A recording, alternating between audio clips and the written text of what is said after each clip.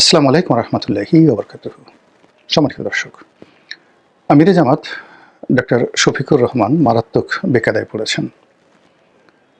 গত ১৭ মাসে তাকে নিয়ে বহু বিতর্ক তৈরি হয়েছে এবং এই যে বিতর্ক হওয়া একদিকে ভালো, একদিকে ভালো এই কারণ হলো যে জামাত এখানে ইসলাম প্রচার করতে আসেনি, পীর কিংবা মোর্শেদ সাজতে আসেননি। এখানে ডক্টর শফিক এবং তার দল রাজনীতি করতে এসেছেন। আর রাজনীতির ময়দানে যুদ্ধ, হিংসা, বিদ্বেষ, একে অপরের যাকে বলা হয় খিস্তি খেউর বা একে অপরকে হেয় করা, এটা চিরকাল থেকে হয়ে আসছে। আমাদের নবী মোহাম্মদ রসুল্লাহ সাল্লাল্লাহু আলাইহি ওয়াসাল্লামের জীবনের কয়েকটি অংশ ছিল। একটি অংশ তিনি আল্লাহ রসুল মোহাম্মদ রসুল্লাহ সাল্লাল্লাহু আলাইহি ওয়াসাল্লাম, এবং এই শানটি যখন আপনি ব্যবহার করবেন তখন মাকানা মোহাম্মদুন আবা আহাদিম মির রিজালিকুম ওলাকি রসুল আল্লাহ ওলাকি রসুল আল্লাহ হে খাতামুন নবিয়িন, এটা প্রযোজ্য। কিন্তু তিনি যখন একজন স্বামী হিসেবে দায়িত্ব পালন করবেন, পরিবারের অধিকর্তার রূপে দায়িত্ব পালন করবেন, সেক্ষেত্রে তার স্ত্রীর সঙ্গে, তার সন্তানের সঙ্গে, তার পরিবারের অন্যান্য যারা আপনজন আছেন তাদের সঙ্গে দৈনন্দিন তার যে সকল ঘটনা ঘটেছে, যেটা আমাদেরই মতো সাধারণ মানুষের জীবনে এখানে কোনো রকম অলৌকিকত্ব নেই। তিনি খেয়েছেন, পরেছেন, বাজার করেছেন, তারপর তার স্ত্রীর সঙ্গে ঝগড়াঝাটি হয়েছে, আত্মীয় স্বজনের সঙ্গে তার মনোমালিন্য হয়েছে, ঝগড়াঝাটি হয়েছে ইত্যাদি আরও নানা কিছু। আবার যখন তিনি যুদ্ধক্ষেত্রে গিয়েছেন, যুদ্ধক্ষেত্রে তিনি যুদ্ধ করেছেন একেবারে পরিপূর্ণ বীরের মতো, যোদ্ধার মতো।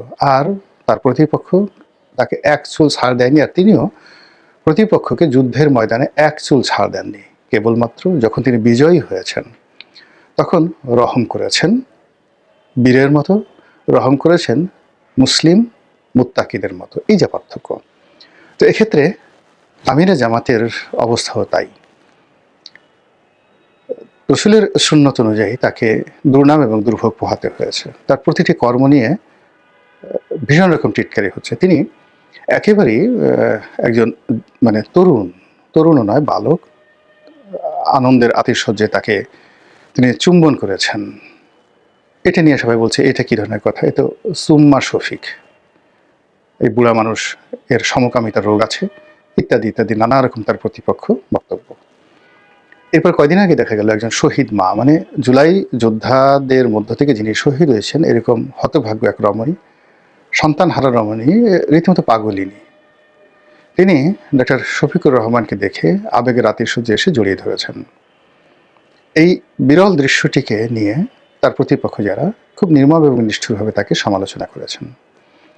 কদিন আগে আল জাজিরাতে তিনি একটা সাক্ষাৎকার দিয়েছেন, এবং এই সাক্ষাৎকারে আমি আলাদা একটা ভিডিও করব, এবং এই সাক্ষাৎকার দেখে তার যারা প্রতিপক্ষ ভীষণ রকম লাঞ্ছিত হয়েছেন, অপমানিত হয়েছেন এবং কষ্ট পেয়েছেন। তার কথাগুলো ছিল খুব ধারালো, সুস্বাদু, স্ট্রেট ফরওয়ার্ড, এবং অ্যাট দ্য সেম টাইম যেটি কেউ তার কাছ থেকে আশা করেনি, তিনি ইংরেজিতে সাবলীলভাবে বক্তব্য দিয়েছেন। খুব আতিশয্য ছিল না, কিন্তু একেবারে ঝটপট উত্তর। ফলে তখনই অনেক আশা করেছিল যে এই সাক্ষাৎকারের যে চুম্বক অংশ সেগুলো নিয়ে আগামীতে পর্দার আড়ালে কাদা ছোড়াছুড়ি হবে। তো কাদা ছোড়াছুড়ি হলো কি হলো না, মূল ব্যাপার হলো যদি আপনি ইমান ব্যবহার করেন, একিন ব্যবহার করেন, আপনার কমন সেন্স ব্যবহার করেন, সেক্ষেত্রে ওনার মতো জায়গা থেকে যে কোনো রমণীকে সেই পতিতা বলে, বেশ্যা বলে গালি দেওয়া, এটা কেবল উনি নন, ওনার বয়সে যে কোনো একেবারে ন্যূনতম পোর্টফোলিও আছেন, এটা হয় না।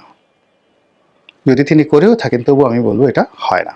কেন করে থাকেন সেটা পরের বিষয়। ওনার কোন কথা বলিনি, ওনার বয়সের যে কোনো একজন পুরুষ, তারপরে ওনার পোর্টফোলিওতে যে কোনো একজন পুরুষ, তিনি রাগ হয়ে ঝগড়াঝাটির সময় তার প্রতিপক্ষকে এই ধরনের একটা কথা একান্ত ব্যক্তিগত পর্যায়ে বলতে পারেন, এবং অনেকে বলেনও।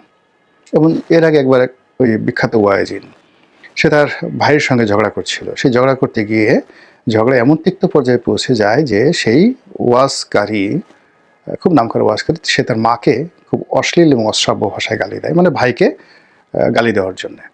কিন্তু এটা তাদের মনের কথা না। এরকম অনেকের স্ত্রীর সঙ্গে, তার সন্তানের সঙ্গে, শাশুড়ির সঙ্গে, পরিবারের আপনজনের সঙ্গে কিংবা প্রতিবেশীর সঙ্গে এরকম ঝগড়াঝাটির সময় অনেক কথা হয়, এটা একান্ত ব্যক্তিগত। কিন্তু পাবলিক প্লেসে স্বয়ং ডোনাল্ড ট্রাম্পের মতো পাগলরাও এই ধরনের কোনো বক্তব্য দেবেন না নারী সম্পর্কে। যদি ডক্টর শফিক পাগল হয়ে যান আলাদা কথা, আদারওয়াইজ তিনি এই কথাগুলো বলবেন না। এটা হলো আমাদের সামাজিক একটা কালচার। তো আমরা কি করছি, সবাই মানে আন্দোলনে নেমেছি যে এই একটা সুযোগ পেয়েছি, তাকে এই সুযোগটা ব্যবহার করে তাকে হেনস্থা করতেই হবে। মিছিল হচ্ছে, মিটিং হচ্ছে, সামাজিক মাধ্যমে যে গালাগালি হচ্ছে, এটা অস্বাভাবিক কিছু না। এর কারণ হলো এখানে একটি গ্রুপ আছেন, তাদের এত কিছু ভাবার দরকার নেই। জামাতের প্রতি তাদের ভীষণ ক্ষোভ। জামাত দেখলেই তাদের মনে হয় যে এরা ধর্ষণকারী, এরা ৭১-এর সেই মানবতা বিরোধী অপরাধী। কাজেই তাদের যারা রাজনীতির উত্তরসূরি তারা সবাই খারাপ।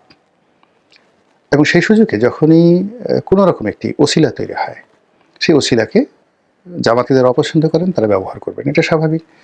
আর এখন রাজনীতির যে মারদাঙ্গা অবস্থা চলছে, জামাত এবং বিএনপি এক্সট্রিম পর্যায়ে চলে আসছে, এবং এখানে জামাতের হাতে বিএনপির যে পরাজয়, এই পরাজয়টি বিএনপির কাছে মনে হবে আত্মহত্যার শামিল কিংবা খুব অবমাননাকর পরাজয়। আওয়ামী লীগের হাতে পরাজয়ের চাইতে জামাতের হাতে তাদের যে পরাজয়, সেই পরাজয় তাদেরকে অনেক কষ্ট এবং বেদনা দেবে মানসিকভাবে। কেন দেবে সেটা ইন ডিটেলস আপনারা সবাই জানেন। তো সেই অর্থে এখন বিএনপির সঙ্গে জামাতের ধাক্কাধাক্কি হচ্ছে, প্রতিযোগিতা হচ্ছে।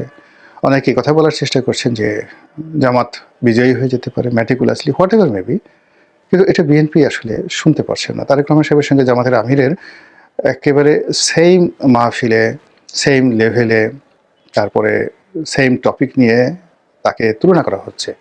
কে জনপ্রিয়, তারেক রহমান না ডক্টর শফিক? এইগুলো বিএনপির লোকের মাথা খারাপ করে দেবে, এটা স্বাভাবিক ঘটনা।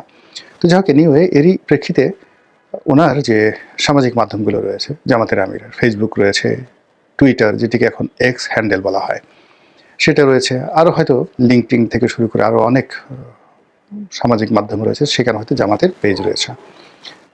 তিনি ব্যক্তিগতভাবে এগুলো যাকে বলা হয় হ্যান্ডেল করেন বা পরিচালনা করেন সেটা না, এগুলো সবই তার দলের লোকজন রয়েছে। যেভাবে তারেক রহমান সাহেবের সামাজিক মাধ্যমগুলো তার দলের লোকজন হ্যান্ডেল করেন, এমনকি বিএনপির যে পেজগুলো সেগুলো বিএনপির একটা এক্সপার্ট টিম রয়েছে, জামাতেরও রয়েছে।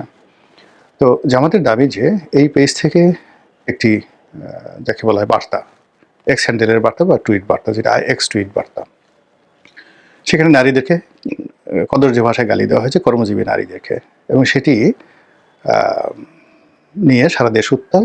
এবং এর প্রেক্ষিতে তারা কি করেছে, এই পেজ এখন যাদের কাছে আছে, এটা যে আমাদের কাছে থাকতে পারে অথবা হ্যাকারদের কাছে থাকতে পারে, তারা আবার এটাকে 8 ঘন্টা পরে এটাকে মুছে দিয়েছে।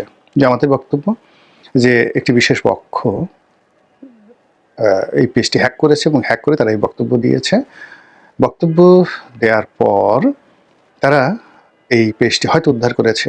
উদ্ধার করার পরে আপনারা জানেন যে আমাদের খুব এক্সপার্ট একটা টিম রয়েছে, উদ্ধার করার পর তারা এটা আবার মুছে দিয়েছে, হোয়াট এভার মেবি। এখন সবাই এটা নিয়ে বিতর্ক করছে যে প্রথমত অন্যায় করা হয়েছে যে এই ধরনের একটা টুইট দেওয়া হয়েছে বা এই ধরনের একটি এক্স হ্যান্ডেলে স্ট্যাটাস দেওয়া হয়েছে, তারপর আবার নিজের 8 ঘন্টা পর মুছে দেওয়া হয়েছে, এখন আবার অস্বীকার করা হচ্ছে। তাহলে যদি হ্যাক হতো তাহলে মুছলো কেন? হ্যাকার তো এটা মুছার কথা না। 2 নম্বর হলো যে যদি ক্লিয়ারলি কথা বলা হতো যে না, এটা প্রথমে হ্যাক হয়েছিল, হ্যাক হওয়ার পর আমরা বুঝতে পারিনি। আর যেহেতু বাংলাদেশে ফেসবুক যেভাবে ব্যবহৃত হয় তার 1% আসলে এক্স হ্যান্ডেলে মানুষ মনোযোগী থাকে না। ফলে জামাতের যে ফেসবুক পেজ রয়েছে বা ইউটিউব চ্যানেল রয়েছে সেগুলো তারা হয়তো দেখা গেল ঘন্টায় ঘন্টায় চেক করে, কিন্তু এক্স হ্যান্ডেলটা আসলে চেক করা হয় না। বাংলাদেশের মানে 1% লোক আসলে এক্স হ্যান্ডেলের সাথে জড়িত নন। তো সেই অর্থে যখন এরকম ঘটনাটি দৃশ্যপটে এলো তখনই জামাত তৎপর হয়ে এই জিনিসটা দেখেছে। সো এরপর তারা ব্যবস্থা নিয়েছে। এই কথাগুলো তারা ক্লিয়ারলি বলতে পারেনি। বলতে না পারার